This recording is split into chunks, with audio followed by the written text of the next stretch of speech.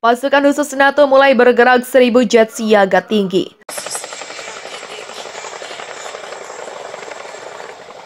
Ёбаный урод, блядь. Сбивают нахуй.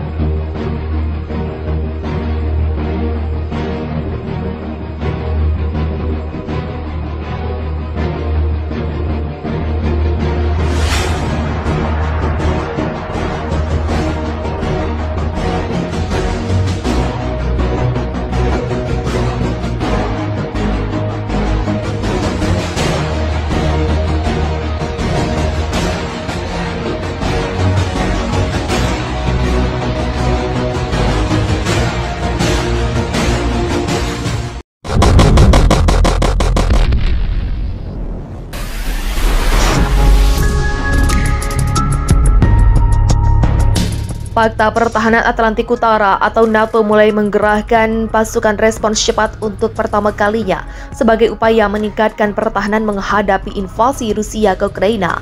Kepala NATO Jens Stoltenberg mengatakan bahwa agresi yang dilakukan Kremlin ke Ukraina telah memberikan ancaman keamanan bagi Eropa.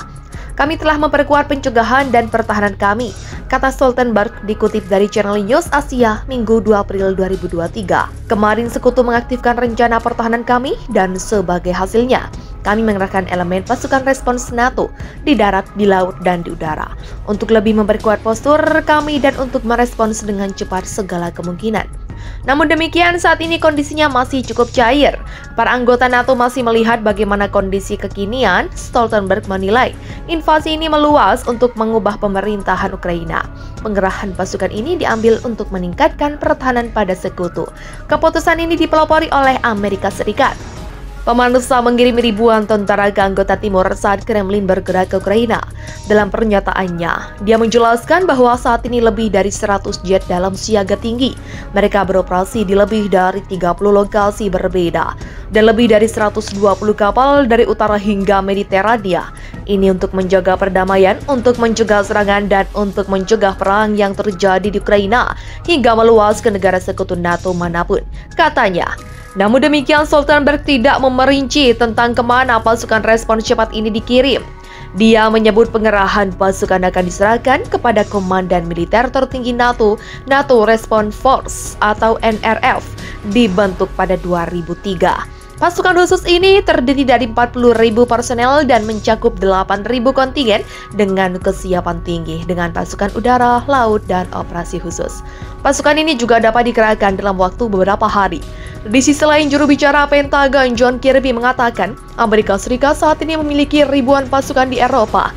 Kemudian 7.000 orang diperintahkan untuk dikerahkan ke Jerman minggu ini. Negara lainnya juga dalam keadaan siaga di dalam negeri. Kami akan melakukan apa yang perlu kami lakukan untuk mempertahankan setiap inci wilayah NATO. Dilansir Bloomberg, Departemen Pertahanan AS juga telah menempatkan sekitar 10.000 hingga 12.000 tentara dengan perintah persiapan. Dia menegaskan bahwa AS akan mempertahankan setiap inci wilayah NATO. Sebelumnya, Presiden Ukraina Volodymyr Zelensky dan Presiden AS Joe Biden diketahui sempat berbicara selama 40 menit membahas invasi yang dilancarkan Rusia.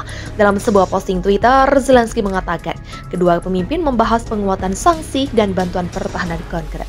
Pasukan Ukraina kembali mengganap di Donetsk. Mereka menembaki pemukiman dengan peluru bantuan NATO.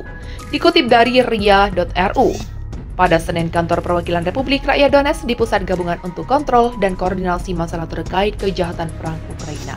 Sekitar pukul 23.55 waktu setempat, pasukan Ukraina menembaki pemukiman Krasnogorovka, Kecamatan Kirov, Kota Donetsk. 4 peluru dengan kaliber 155 mm ditembakkan.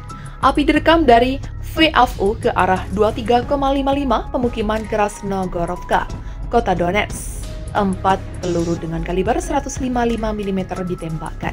Kata pernyataan itu dilaporkan pula sekitar pukul 21 waktu setempat dan Kastanovi sekitar pukul 21.30 waktu setempat. Diketahui artileri kaliber 155 mm biasa digunakan negara-negara NATO, Amerika Serikat, Kanada, dan Australia telah mengirimkan lusinan howitzer jarak jauh M777 ke Ukraina.